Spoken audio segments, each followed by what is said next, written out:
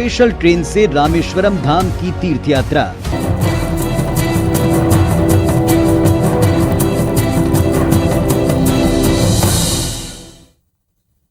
तो मध्य प्रदेश के कई क्षेत्रों में आफत की बारिश अब मूसलाधार रूप ले चुकी है, जनजीवन अस्त व्यस्त है। इसी से जुड़ी बड़ा अपडेट आपको हम एक आधार से बता दें। कारम डैम में मरम्मत का कार्य जारी है और डैम से पानी निकाला जा रहा है और तेजी के साथ इस पानी को निकाला जा रहा है और एहतियातन निचले क्षेत्रों में अलर्ट जारी कर दिया है। इसी के साथ एक और बड़ा अपडेट आपको बता दें कि सीएम शिवराज सिंह चौहान ने प्रधानमंत्री नरेंद्र मोदी से चर्चा की है। प्रधानमंत्री नरेंद्र मोदी, गृह मंत्री अमित शाह से फोन पर उन्होंने बातचीत की है और निर्माणाधीन डैम से निकाले जा रहे पानी की पूरी जानकारी उन्होंने पीएम और गृह मंत्री को दी है और इसके साथ ही शासन किस तरह से अलग अलग कार्य कर रहा है, विभिन्न प्रयास कर रहा है, उसके बारे में उन्होंने प्रधानमंत्री नरेंद्र मोदी, गृह मंत्री अमित शाह को जानकारी दी है।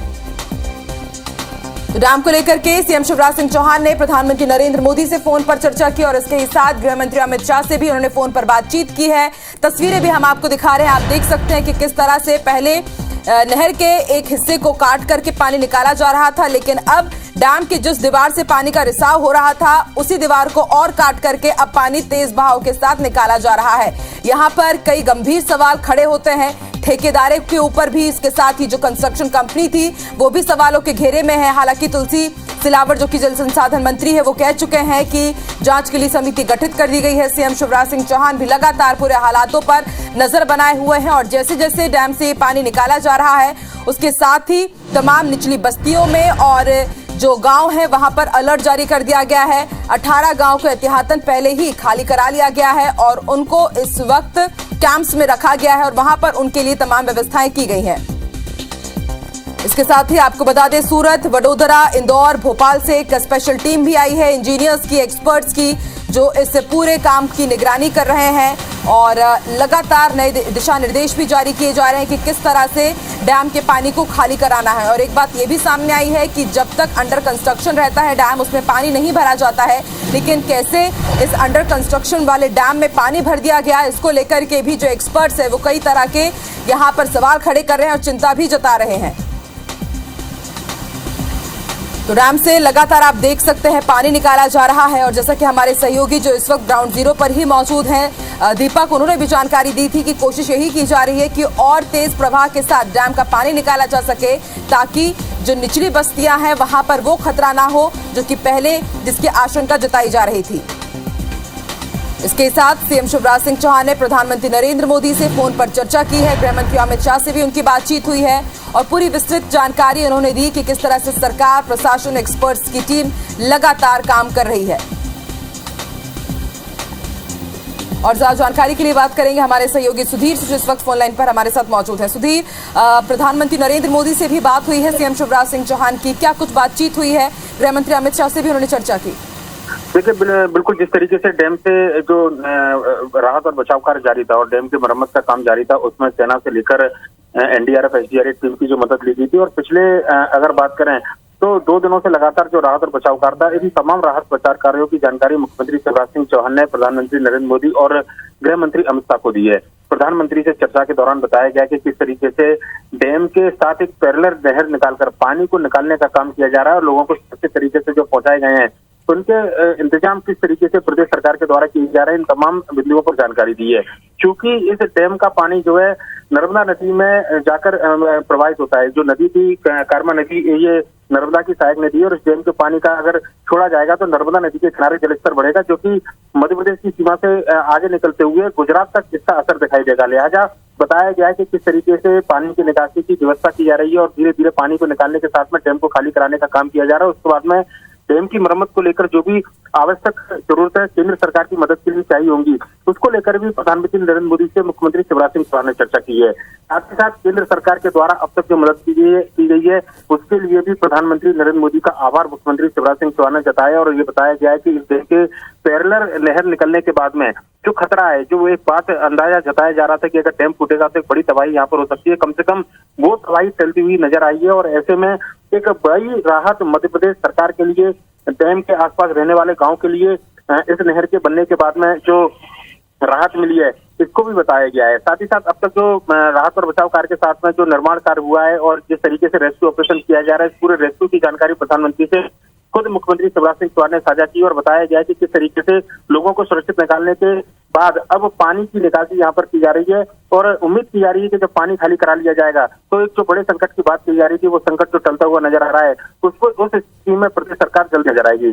खुद मुख्यमंत्री शिवराज सिंह चौहान 16 घंटे से लगातार मॉनिटरिंग कर रहे हैं इस पूरे मामले की। प्रधानमंत्री नरेंद्र मोदी से चर्चा के बाद में थोड़ी देर पहले ही वो मंत्रालय में जो सिचुएशन कंट्रोल रूम बनाया गया है वहां के लिए रवाना हुए और वहां से एक बार फिर से इस पूरे डैम के जो रेस्क्यू ऑपरेशन है उसकी स्थिति की जो कहना चाहिए कि जो नियंत्रण है और जो स्थिति जो रेस्क्यू ऑपरेशन है उसकी स्थिति की जो कहना चाहिए कि जो नियंत्रण है और जो स्थिति है उस पर निगरानी खुद मुख्यमंत्री शिवराज सिंह चौहान मंत्रालय पहुंचकर करने वाले हैं। जी, आप भी नजर बना के रखिएगा सुधीर, देखते हैं आगे और क्या दिशा निर्देश दिए जाते हैं। शुक्रिया अपनी जानकारी के लिए।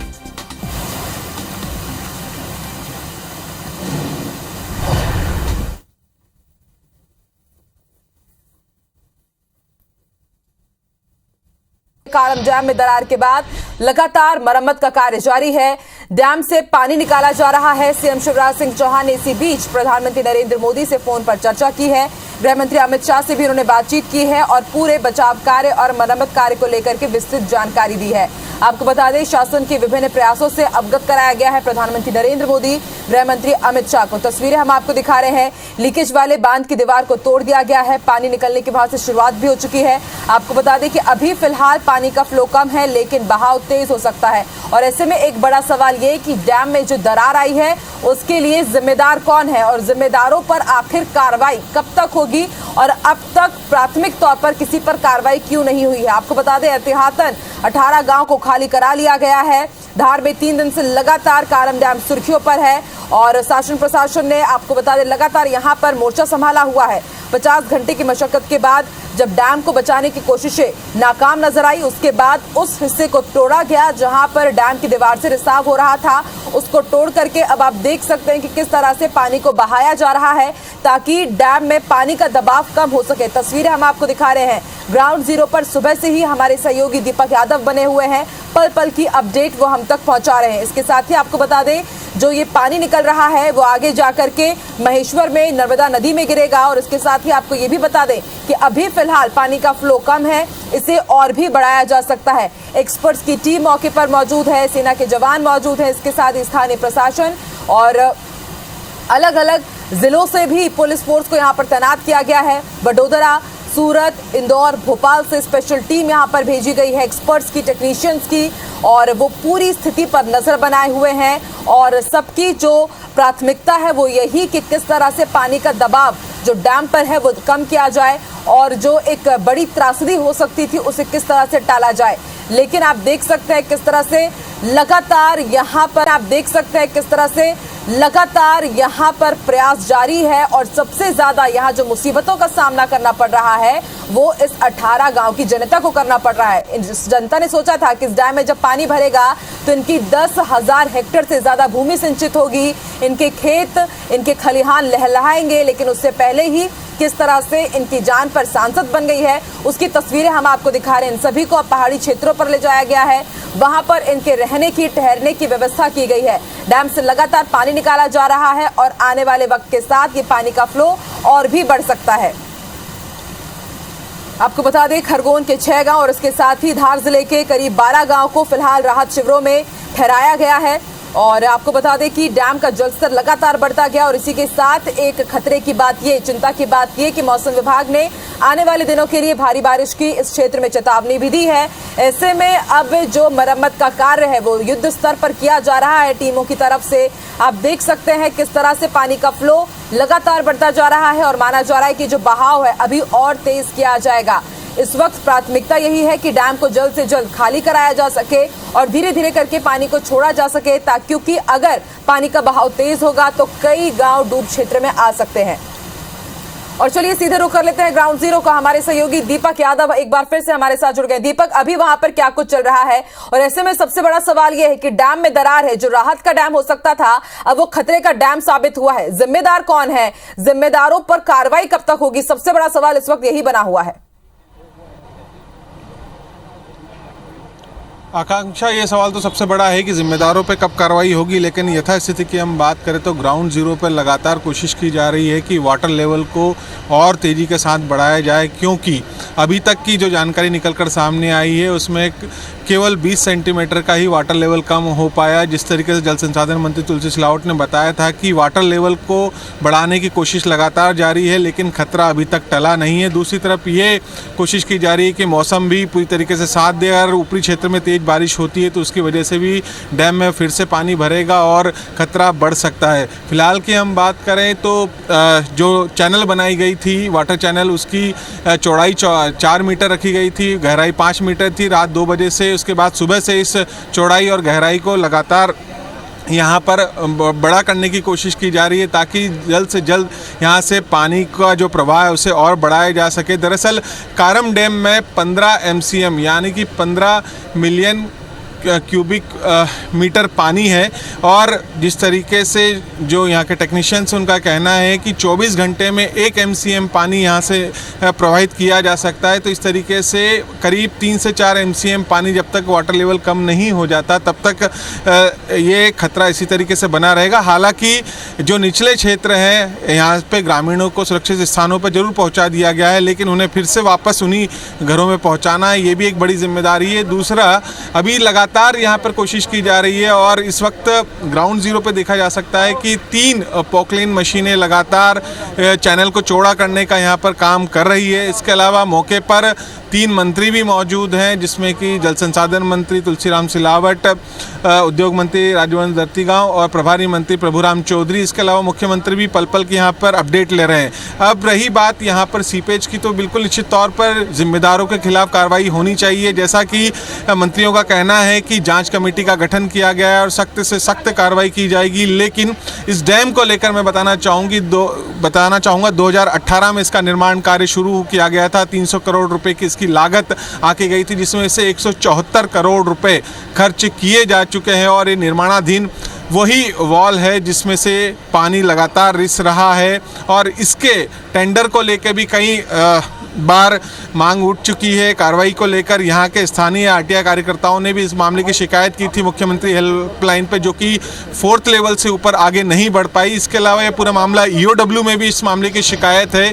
खुद जल संसाधन मंत्री तुलसीराम सिलावट सदन में ये बयान दे चुके हैं कि इस की जांच की जाएगी। दिल्ली की ये कंपनी है जिसको ये पूरा ठेका मिला था, लेकिन इस कंपनी के द्वारा भी नहीं बल्कि जो पेटी कॉन्ट्रैक्ट दिए जाते हैं उसके माध्यम से कार्य कराया जा रहा था। और सबसे बड़ा सवाल ये होता है कि निर्माणाधीन पुल जो डैम है उसमें इतना पानी भरा ही क्यों गया, ये भी एक बड़ी यहाँ पर कमी निकलकर सामने आई है। ग्रामीण जो स्थानीय लोग हैं लगातार इस मामले की पहले भी कई बार अधिकारियों को शिकायत करते रहे, लेकिन कोई कार्रवाई नहीं हुई। जब खतरा सर पे मंडराने लगा, जब जो डैम है वो दरकने लगा, उसके बाद कहीं जाकर प्रशासन जागा और इस तरह की अब कवायद की जा रही है कि डैम के पानी को और कम किया जाए ताकि जान माल का नुकसान ना हो, सुरक्षित रूप से जो वाटर लेवल है वो निकल जाए। उसी की अब कोशिश लगातार जारी है और देख सकते हैं कि यहाँ पर प्रशासन पूरी मुस्तैदी के साथ मौजूद है। कोशिश की जा रही है कि यहाँ पर इस तरह की कोई भी घटना ना हो, उसका भी ध्यान रखा जा रहा है, सुरक्षा का भी ध्यान रखा जा रहा है और लगातार मुनादी कराई जा रही है जो निचले क्षेत्र हैं, क्योंकि ये वाटर लेवल अब जैसे जैसे धीरे धीरे बढ़ता जा रहा है तो जो निचली क्षेत्र है वहाँ पर भी बाढ़ का खतरा मंडरा रहा है, उसको लेकर भी ध्यान रखा जा रहा है। और लिहाजा बस कोशिश यही है कि ये जो कवायद है इस कवायद को और आगे तेज़ी से बढ़ाया जाए, जो वाटर लेवल है उसे कम किया जाए। और ये माना जा रहा है कि दिन भर इस तरीके से धीरे धीरे कर चैनल को और बड़ा किया जाएगा और वाटर लेवल को कम करने की कोशिश की जाएगी। दीपक, बिल्कुल कई सवाल यहाँ पर खड़े होते हैं। सोचा यही गया था कि 18 गांव के लिए डैम राहत बनकर के आके मदद करेगा, लेकिन अब यही डैम रातों की नींद उड़ा रहा है। अगर बात की जाए वहां पर जितने भी लोगों को उनके घरों से निकाला गया है, सुरक्षित स्थानों पर पहुंचाया गया है, उनके ठहरने की, खाने पीने की वहां पर क्या व्यवस्था की गई है? और मौसम विभाग ने आने वाले दिनों के लिए शायद चेतावनी भी जताई है यहाँ पर कि कुछ भारी बारिश भी हो सकती है, उसको लेकर के मरम्मत कार्य जरूर प्रभावित होगा। उसको लेकर के क्या एक्शन प्लान है? क्या प्लान बी या प्लान सी पर भी काम किया जाएगा? देखिए बिल्कुल लगातार जो है मौसम विभाग की जो चेतावनी है, इस क्षेत्र में अतिवृष्टि की बात कही गई है, ये चेतावनी दी गई है। और ऊपरी क्षेत्र में अगर बारिश बहुत ज़्यादा होती है तो डैम पे बिल्कुल निश्चित तौर पर बारिश का पानी और बढ़ेगा, लिहाजा प्लान बी भी तैयार किया गया। लेकिन अगर हम बात करें तो अभी जो सबसे कारगर तरीका है जिसके माध्यम से पानी को कम किया जाए, वाटर लेवल को कम किया जाए, वो एकमात्र तरीका जो सामने नज़र आ रहा है वो केवल चैनल की चौड़ाई और गहराई को और बड़ा किया जाए, ताकि जो पानी है वो तेज़ी से निचले क्षेत्र में बहकर निकल जाए। इसकी कोशिश यहाँ पर की जा रही है। और आप देख सकते हैं कि मैं दिखाना भी चाहूँगा कि किस तरीके से सीपेज जो है वो डैम के अंदर हुआ था। लगातार अभी भी डैम में से पानी जो है वो रिस रहा है, बह रहा है। हालांकि टनल जो चैनल बनाया गया उसके माध्यम से भी पानी निकल रहा है और आसपास की जो मिट्टी है वो दरक रही है। और ये प्रेशर जिस तरीके से और बढ़ेगा तो निचले क्षेत्र में वाटर लेवल बहुत तेज़ी से बढ़ेगा। साथ ही साथ चूँकि NH3 नेशनल हाईवे नंबर 3 को लेकर भी यहाँ पर अलर्ट जारी किया गया है, क्योंकि ये जो बहकर पानी जाएगा वो NH3 तक पहुँचेगा। वहाँ पर भी ट्रैफिक को बार बार रोकने का जा रहा है। हर एक चीज़ पर निगरानी की जा रही है कि वाटर लेवल किस लेवल तक पहुँच रहा है। हालांकि अभी तक हम कहें कि जिस तरीके की स्थिति कल तक जो निर्मित थी, एक बड़ा खतरा माना जा रहा था कि डैम फूटता तो जल प्रलय जैसे हालात हो सकते हैं। फिलहाल उसमें थोड़ी सी राहत कही जा सकती, लेकिन मैं एक बार फिर से दोहराना चाहूँगा कि खतरा अभी तक टला नहीं है जब तक कि वाटर लेवल पूरी तरीके से डाउन ना हो जाए। हालांकि प्रशासन के द्वारा जितने भी शेल्टर होम में ग्रामीणों को रुकवाया गया है उनके भोजन की व्यवस्था की गई है। सभी को बार बार मुनादी करके बार बार समझाइश दी जा रही है, लेकिन ग्रामीण अभी भी अपने घरों तक जाना चाहते हैं, क्योंकि उनका सामान है, उनके पशुधन है, इन सब तमाम चीज़ों को लेकर ग्रामीण चिंतित जरूर हैं। लेकिन फिलहाल उन्हें अभी घर जाने की अनुमति नहीं दी गई है। कुछ ग्रामीण सुरक्षित स्थानों पर पहुँचे हैं और लगातार जो है उन्हें समझाइश देने की कोशिश की जा रही है कि जब तक वाटर लेवल कम नहीं हो जाता वो अपने घरों तक ना पहुँचे, उन्हें वापस पहुँचाया जाएगा। लेकिन उसमें इंतज़ार करना पड़ेगा, 1 या 2 दिनों का इंतज़ार हो सकता है। लेकिन फ़िलहाल की हम बात करें तो यही बस उम्मीद जताई जा रही है कि वाटर लेवल को कम करने के लिए, वो प्रवाह को बढ़ाने के लिए कोशिश लगातार जारी है। बिल्कुल दीपक, समझा जा सकता है ये तस्वीरें इस बात की गवाही दे रही हैं कि गलती कोई करे भुगते कोई।